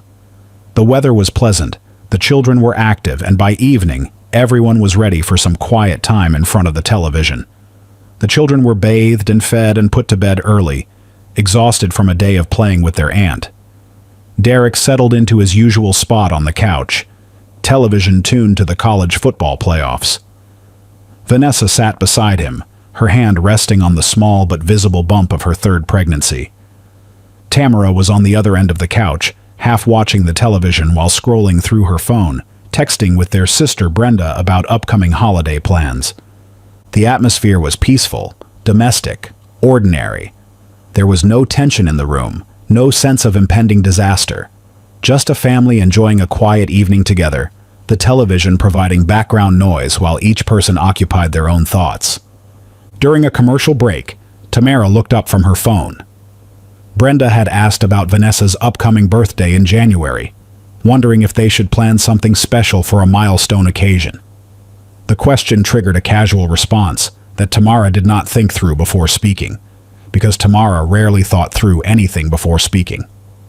"Hey V," she said, her tone light and conversational. "How will you celebrate her 40th birthday? Brenda wants to plan something big." The words left Tamara's mouth with the carelessness of someone discussing what to have for dinner. She did not look up to see their effect, did not notice the way her sister's entire body went rigid, did not register the slow turn of Derek's head toward the source of the question. Vanessa's blood turned to ice. Derek's expression shifted from relaxed to confused, from confused to calculating, from calculating to something far more dangerous. The television continued playing, the announcers discussing playoff scenarios, completely oblivious to the destruction unfolding in the living room. "What?" Derek's voice was flat, a single syllable that carried the weight of 5 years of deception. Tamara finally looked up, finally saw her sister's face, finally understood that she had said something terribly wrong. Her own face drained of color. I meant... "You said 40th, Derek continued, his voice still flat, still controlled, but with something building beneath the surface. "You said her 40th birthday." Vanessa found her voice, though it came out barely above a whisper. "It doesn't matter." Those 3 words were perhaps the worst she could have chosen. Derek turned to face her fully, his expression hardening. "It doesn't matter. What doesn't matter?" He stood up from the couch. 40 years what? What are you saying?" Vanessa stood too, her hands instinctively moving to protect the small bump of her pregnancy. "Derek, please. Can we talk about this later? Not in front of—" "No!" The word was sharp, absolute. "We talk about it now. How old are you, Vanessa?" Silence filled the room. Tamara sat frozen on the couch, her phone forgotten in her hands, tears already forming in her eyes as she realized what she had done. "Vanessa, how old are you?" And then, from Tamara, a whisper that carried the weight of destruction. "She's 39. She turns 40 in January." Derek's face went through a series of transformations that Vanessa would remember for the rest of her life, which would not be long. First confusion, as his mind tried to reconcile what he was hearing with what he had believed for 5 years. Then calculation, as he worked backward through the timeline. When they met, she was 34. He was 23. She was 11 years older than him, not 1 year younger. Then realization, as the full scope of the deception became clear. Everything he had believed about his marriage, about himself, about his identity as a man who would never marry an older woman, was a lie. Finally, horror. Pure, absolute horror at what he had become without his knowledge or consent. He had mocked Darnell for marrying a woman 2 years older. His own wife was 11 years older. He had defended her age to his mother, argued for her honesty, staked his credibility on a lie. His mother had been right all along. He had dismissed her concerns to protect a deception he did not even know existed. Everything he had bragged about to friends and family was false.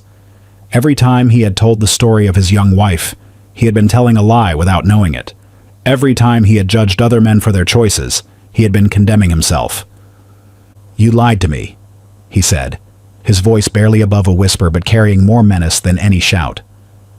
"For 5 years, you lied to me." He turned and walked out of the house without another word, shaking with rage so intense it seemed to vibrate off his body. Derek drove without destination, his hands gripping the steering wheel so tightly his knuckles ached. The numbers ran through his head on an endless loop.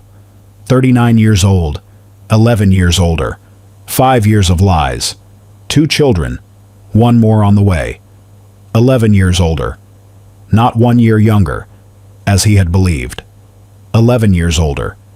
He ended up at the End Zone, a sports bar where he had spent countless evenings over the past 5 years. He took a seat at the bar, ordered bourbon, and stared at the television without seeing it. A Saints versus Panthers game was playing, but he could not have told you the score if his life depended on it. His mind was elsewhere, trapped in the endless calculation of betrayal. His phone buzzed constantly with calls and texts from Vanessa. He turned it off without reading them.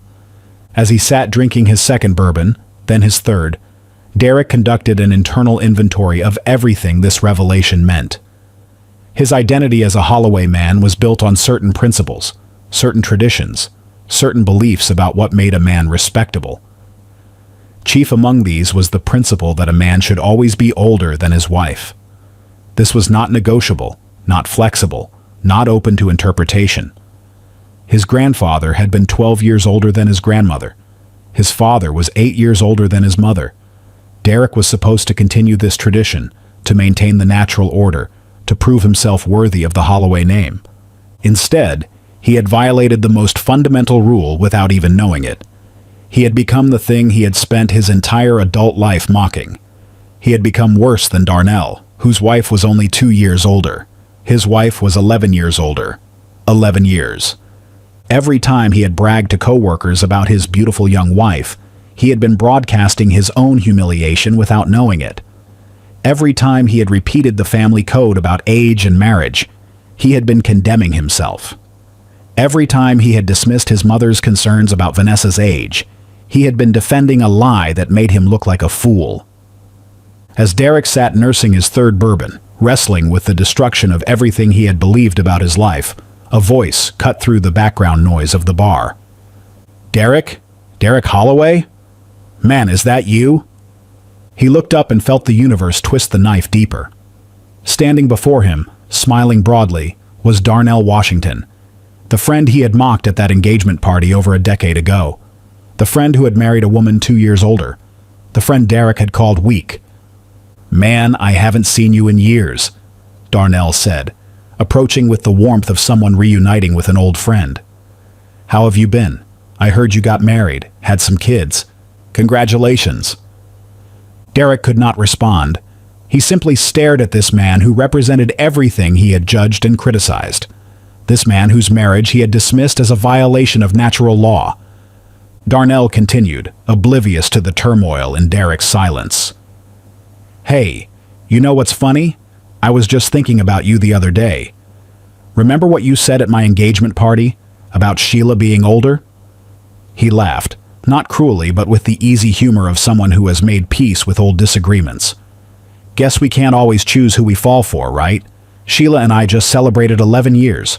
Best decision I ever made. Age really is just a number when you find the right person." He clapped Derek on the shoulder with genuine affection, completely unaware of the devastation his words were causing. "Good seeing you, man. Take care of yourself." And then he was gone, disappearing into the crowd, leaving Derek alone with the most painful irony imaginable. Darnell's wife was 2 years older. Derek's wife was 11 years older. Darnell had been happily married for over a decade. Derek's marriage was built on a lie that was currently destroying him from the inside out. The man he had mocked had succeeded. Derek had become the thing he despised, multiplied by 5. After Darnell left, something shifted inside Derek. The shame that had been consuming him began to transform into something colder, something harder, something far more dangerous. He had been the victim here, he told himself. She had known his beliefs from the very beginning. She had heard him talk about age and marriage dozens of times. She had known exactly what this information would mean to him, and she had hidden it deliberately. She had chosen to lie. She had maintained the lie for 5 years.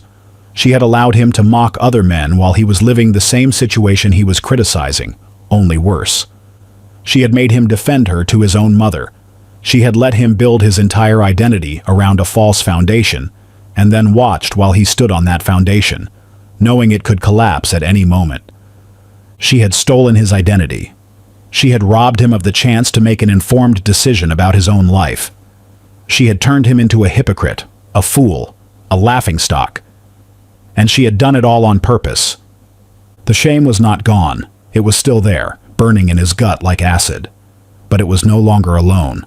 It was joined now by something more powerful. Rage. pure, focused, murderous rage. Derek did not decide to kill his wife at the bar. The decision was not that clear-cut, that conscious, that deliberate. But something crystallized in his mind as he finished his fourth bourbon, threw money on the bar, and walked out into the humid Florida night. He had been wronged. He had been betrayed in the most fundamental way possible, and someone needed to answer for that betrayal. He got in his car and drove home. The drive took 20 minutes during which his rage could have cooled, during which he could have called someone for perspective, during which he could have checked into a hotel and given himself time to process. 20 minutes during which he could have made a different choice. He did not make a different choice. He chose to let the rage harden. He chose not to call anyone. He chose to go home and confront the woman who had betrayed him. The time was approximately 9:30 p.m. when Derek pulled into his driveway. The lights were still on inside, which meant Vanessa had not gone to bed, which meant she was waiting for him. Part of him hoped she would be gone, would have taken the children and fled, would have removed herself from his presence before he had to see her face again. But another part of him, the part that was running things now, wanted her there, wanted to confront her, wanted her to answer for what she had done. He walked through the front door without announcing himself. Vanessa was in the living room, alone. Tamara had retreated to the guest room, terrified by what her careless words had set in motion. The children were still asleep upstairs, oblivious to the destruction unfolding below. Vanessa stood when she heard the door, her face streaked with tears, her hands shaking. She had spent the past 2 hours terrified, waiting for Derek to return, trying to figure out what to say, how to explain, how to salvage 5 years of happiness from a single devastating truth. "Derek, please," she said as he entered the room. "Let me explain." He did not look at her. He stood in the doorway, not entering fully, not approaching, just standing there like a statue of rage. "I was scared," she continued, the words tumbling out in a desperate rush. "When we met, I knew how you felt about age. I could see it, the way you talked, the things you believed. I thought if you just got to know me first, if you could see who I really was, the number wouldn't matter. I thought love would be enough." Still, he did not look at her, did not respond, did not give any indication that he was hearing her words. "I never meant to hurt you," she pleaded. "I love you, Derek. I've always loved you. We have children. We have a life. Please, it's just a number. It doesn't define who I am or how much I love you." Finally, he spoke. "Just a number." His voice was empty, dead. "It doesn't matter." He walked past her without another word and climbed the stairs. Vanessa heard him enter their bedroom. She heard the closet door open. She heard him moving something, shifting boxes, reaching for something on a high shelf. She did not know about the lockbox hidden behind old photographs and memorabilia. She did not know about the gun he had purchased years ago for home protection and almost forgotten about since. She heard the metallic click of the lockbox opening. She heard another click that she did not recognize, but that sent ice through her veins. Then she heard his footsteps coming back down the stairs. He came back into the living room with the gun in his hand.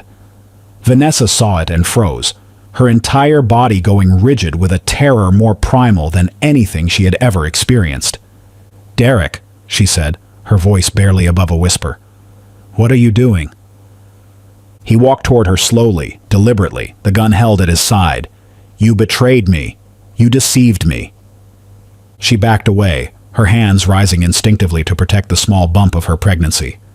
"Derek, please. You knew what I stood for. You knew what I believed. And you lied to me anyway." She was crying now, tears streaming down her face. "I was afraid of losing you. I loved you so much. I was afraid." He raised the gun.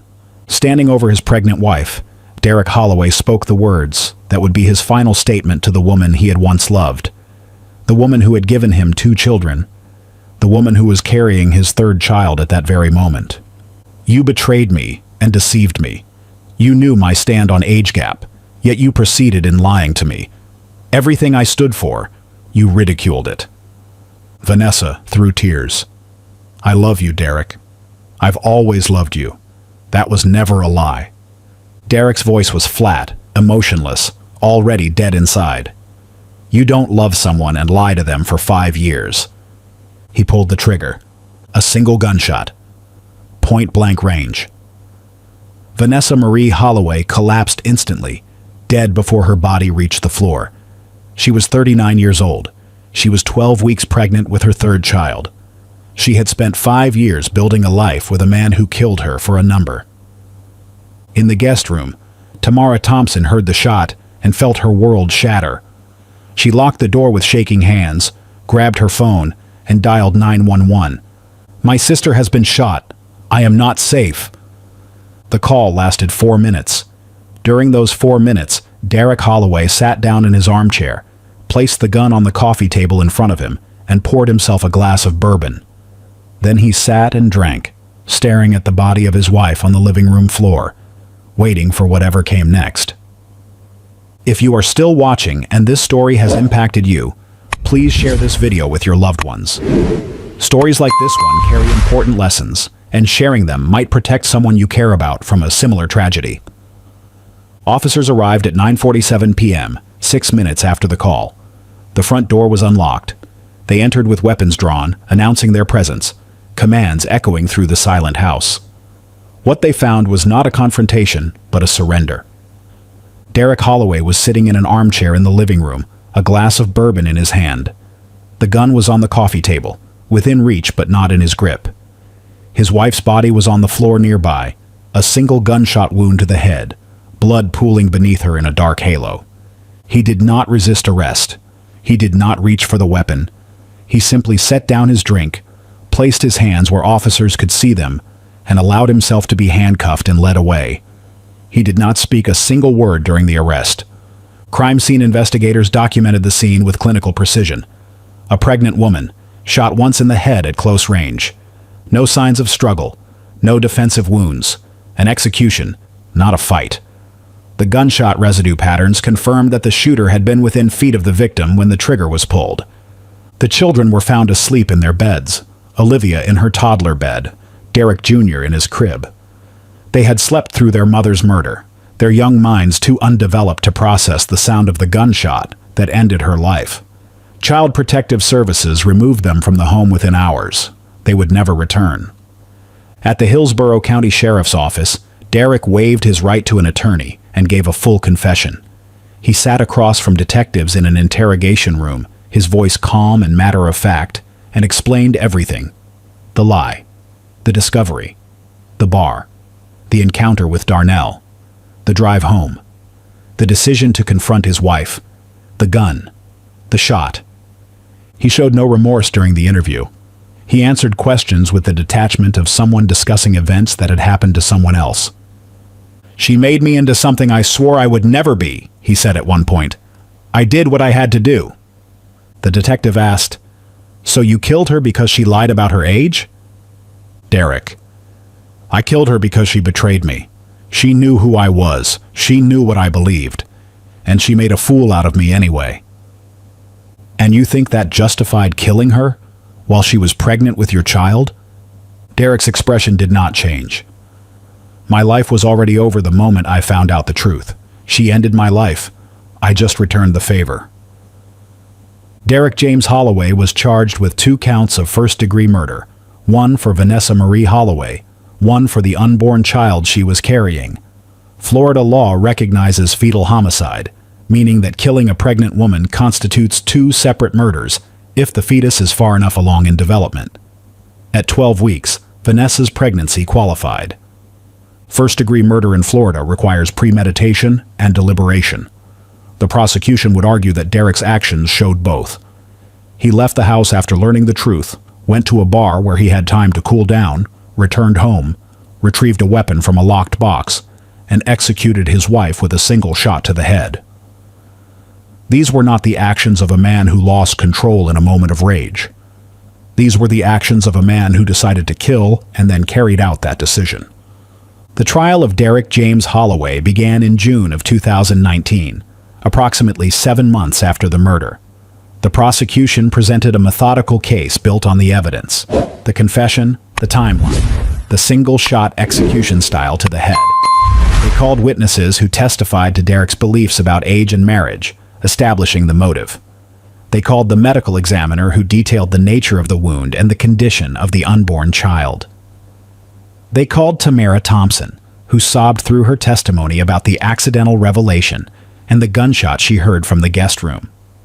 The defense attempted to argue heat of passion, that Derek had been so devastated by the revelation of his wife's deception that he temporarily lost his capacity for rational thought. They called a psychologist who testified about the impact of betrayal on mental state, about how the destruction of a person's core identity can trigger responses that would otherwise be unthinkable.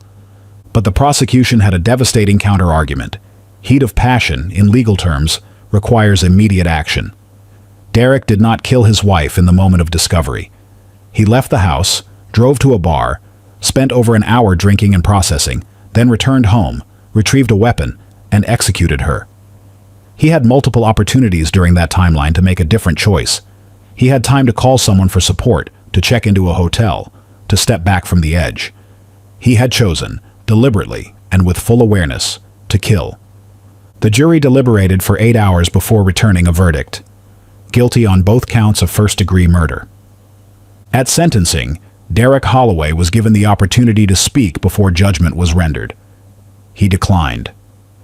He sat silently at the defense table, showing no emotion, making no statement, offering no explanation or apology. The judge had something to say, however.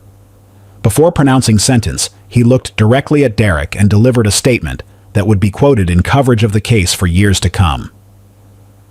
"You did not kill your wife because she lied to you. You killed her because your pride could not survive the truth. You killed her because your sense of manhood was so fragile, so dependent on external validation, that a number on a birth certificate was worth more to you than a human life. That is not a defense, Mr. Holloway. That is a confession of moral failure." Derek James Holloway was sentenced to life in prison without the possibility of parole. He will die behind bars. Tamara Thompson was perhaps the most haunted survivor of this tragedy, carrying a guilt that no amount of therapy or time could fully ease. Her careless words had lit the fuse that destroyed her sister's life. Yes, she had not known about the lie. Yes, she could not have predicted Derek's response. Yes, the responsibility for the murder rested solely with the man who pulled the trigger. But still, she had asked that question without thinking. Still, she had said 40th birthday, as casually as she might have asked about dinner plans. Still, her sister was dead because of words that came out of her mouth. Tamara moved away from Florida after the trial, changed her phone number, tried to disappear into anonymity in a city where no one knew her history. But she could not escape her own memories, her own guilt, the endless loop of what if that played in her mind every night before sleep took her. Patricia Holloway had to live with the knowledge that she had suspected the truth from the beginning, had tried to warn Derek, and had been dismissed. Her son was now a convicted murderer serving a life sentence. Her grandchildren were growing up without either parent. The family name that had meant so much to her husband, to generations of Holloways before them, was now associated with domestic murder. Dorothy Thompson, Vanessa's mother, found herself raising 2 grandchildren at 66 years old. She had already been tired, already worn down by a life of struggle and sacrifice.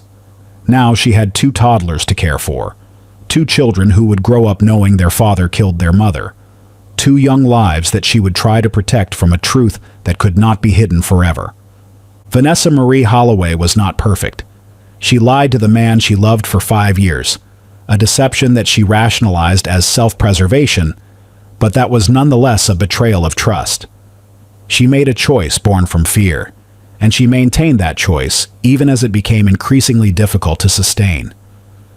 But she was also a woman who had built herself up from nothing, who had transformed her body and her life through sheer determination, who had created a successful career helping others achieve their health goals. She was a mother who adored her children, who read to them every night, who dreamed of watching them grow up and achieve their own dreams. She was a daughter who had helped raise her sisters when her parents could not, a sister who had always been there when Tamara or Brenda needed support. She did not deserve to die for a lie about a number. No one deserves that. Her death was not a consequence of her deception. It was a consequence of her husband's choice to value his pride over her life.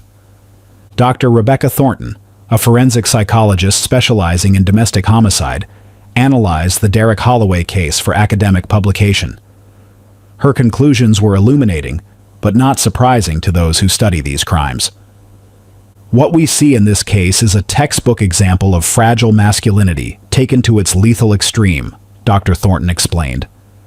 Derek's identity was constructed almost entirely around external validation and rigid belief systems. He defined himself by his adherence to family traditions, by his ability to project confidence and certainty, by his status as a man who followed the rules about age and marriage. When the foundation of that identity crumbled, when he learned that he had unknowingly violated the most important rule, he had nothing to fall back on. She continued, "Men who commit these crimes share certain characteristics: fragile egos that depend on feeling superior, rigid beliefs about gender roles and relationships, and a lack of emotional tools for processing shame in healthy ways." Derek Holloway had all three. When he learned the truth about his wife's age, he did not feel sad or confused or even primarily angry. He felt unmanned. He felt that everything that made him a real man in his own definition had been taken from him. And rather than sit with that feeling, rather than process it, rather than seek help, he chose violence. Dr. James Cartwright, a professor of sociology who studies masculinity and violence, offered additional perspective on the broader pattern this case represents. The vast majority of intimate partner homicides are committed by men against women, Dr. Cartwright explained. And when we look at the triggers for these crimes, they almost always involve some perceived loss of status, control, or masculine identity. A woman who leaves or tries to leave. A woman who reveals information that threatens the man's self-image. A woman who somehow, in the man's perception, makes him look weak or foolish. He continued, "What separates men who kill from men who don't is not the level of betrayal. It's the tools they have for processing pain. Millions of men experience betrayal in their relationships. The overwhelming majority do not respond with murder. What distinguishes Derek Holloway is not that he was lied to, but that he had no healthy way to deal with the feelings that lie provoked. He was raised in an environment where emotional expression was weakness, where vulnerability was dangerous, where the only acceptable response to feeling threatened was aggression. When his sense of self collapsed, violence was the only tool he had. If there is a lesson for those who deceive, it is this: lies have consequences you cannot control. Vanessa believed she could manage the deception indefinitely, that she would tell Derek the truth when the time was right. But she could not control when or how the truth would emerge. She could not predict that her sister would ask a casual question that would detonate her entire life. She gambled that love would be stronger than the truth, and she lost that gamble in the most devastating way possible. If there is a lesson for those who have been deceived, it is this: pain does not justify destruction. Derek's pain was real. His sense of betrayal was valid. Learning that someone you loved had lied to you for years about something fundamental would be devastating for anyone. But that pain, however intense, did not give him the right to take a life. Betrayal is not a capital offense. Deception does not carry a death penalty. The measure of a person is not how they feel when wounded. It is how they respond. Thank you so much for your incredible support throughout this documentary. This channel exists because of viewers like you who show up, engage, and share these stories with others. If you want to take your support to the next level, consider joining our YouTube membership today. Members get access to exclusive perks, premium content, and the satisfaction of helping us create the documentaries you love. The link is in the description. Perhaps the deepest lesson of this tragedy is about identity itself. Derek Holloway built his entire sense of self on foundations that were ultimately beyond his control. His worth as a man, in his own definition, depended on adherence to traditions he had not chosen, on the honesty of people he could not control, on external circumstances that could change in an instant. When those foundations crumbled, he crumbled with them. The invitation this story offers is to examine our own identities, our own foundations, Our own beliefs about what makes us valuable and worthy. Are they truly ours, or have we inherited them without examination? Are they flexible enough to survive difficult truths, or are they so rigid that any challenge threatens to shatter them entirely? Do we have the emotional tools to process pain in healthy ways, or are we carrying weapons that will eventually be turned on ourselves or others? Derek Holloway went to prison because a number on a birth certificate was more important to him than human life. That is not a tragedy of deception.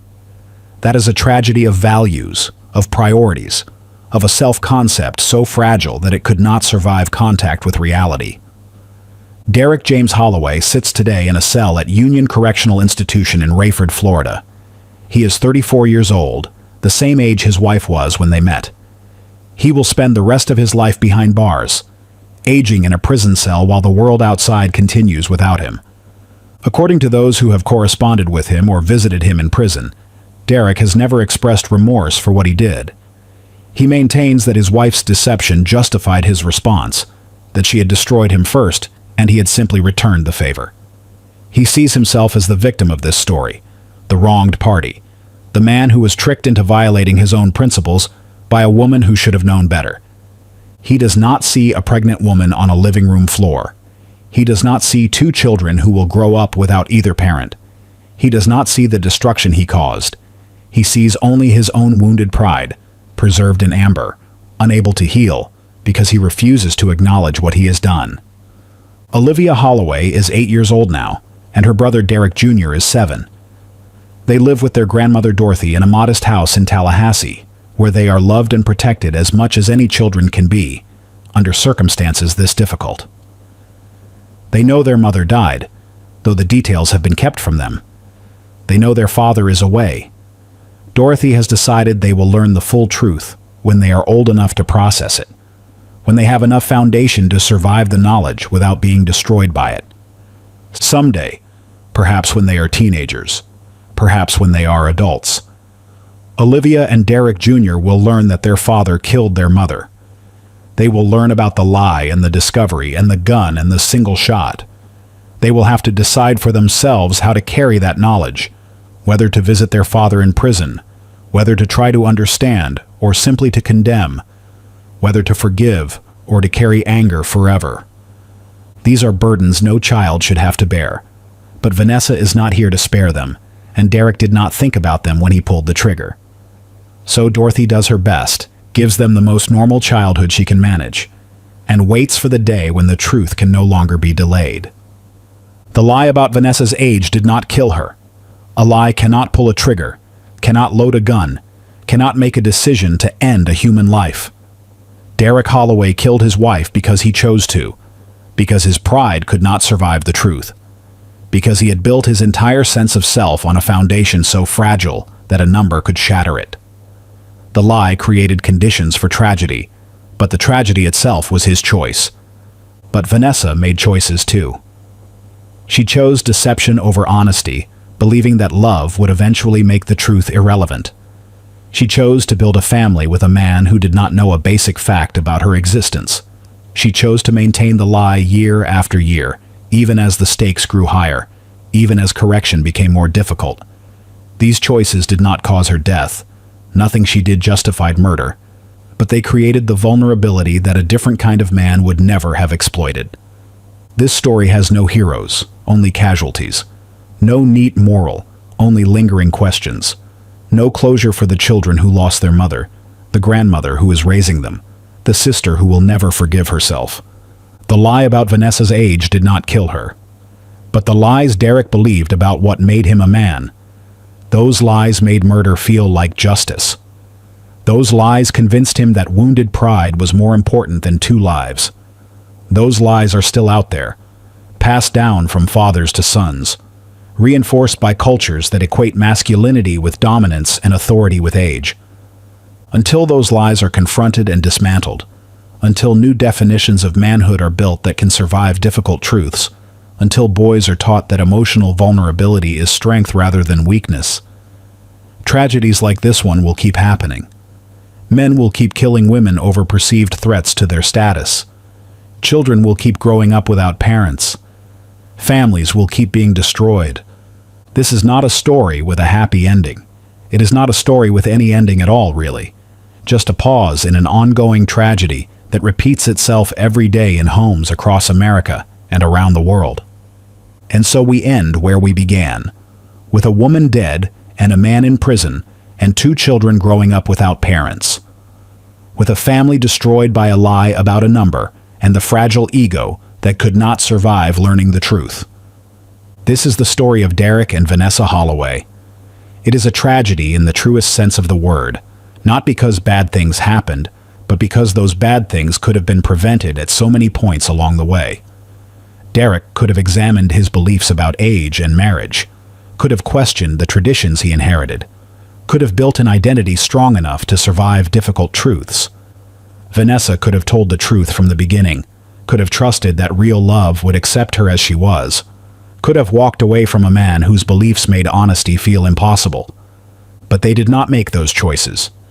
They made other choices instead, and those choices led them here, to a living room floor and a prison cell, and 2 children who will spend the rest of their lives wondering why. The only thing we can do now is tell this story, learn from it, and hope that telling it might prevent someone else from making the same devastating choices. Hope that somewhere, someone will hear this and examine their own beliefs, their own fears, their own capacity for violence or deception. Hope that the next person facing a difficult truth will choose vulnerability over destruction. Hope that the next person tempted to deceive will choose honesty over fear. This is the legacy of Derek and Vanessa Holloway, a cautionary tale, a warning, a reminder that the beliefs we carry and the lies we tell have consequences we cannot control. Thanks for watching. Please remember to like, share, and subscribe for more stories like this one.